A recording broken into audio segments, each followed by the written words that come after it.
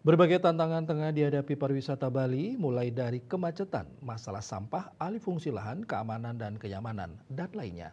Untuk itu DPRD Bali mendorong semua pihak untuk mencarikan dan menyusun solusi jangka pendek serta panjang dan terkait masalah ini, sehingga pariwisata Bali yang menjadi tulang punggung perekonomian Bali tetap eksis.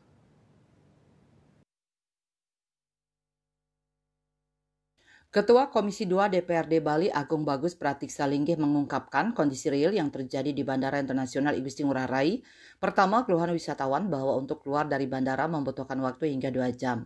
Ini disebabkan waktu tunggu, bagasi hingga berjam-jam. Untuk itu pihaknya mendorong agar pelayanan di Bandara Ngurah Rai ditingkatkan untuk memberikan kenyamanan kepada para wisatawan. Selain itu, saat ini Bandara Internasional Igusti Ngurah Rai hanya memiliki satu runway. Ia khawatir jika runway ini bermasalah akan menimbulkan masalah baru bagi pariwisata Bali. Masalah lainnya yaitu banyak wisatawan asing yang melakukan pelanggaran di Bali seperti menyalahgunakan visa. Untuk itu pihak imigrasi mesti lebih tegas terhadap hal ini. Jangan sampai wisatawan yang datang ke Bali justru mengambil alih pekerjaan masyarakat lokal di Bali.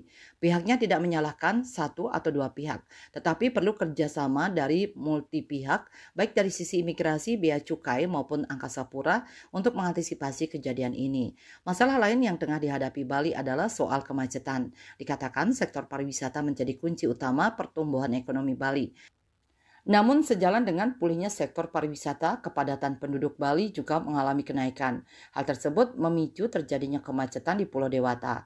Saat ini isu-isu terkait kemacetan di sektor pariwisata menjadi fokus utama pemerintah Provinsi Bali.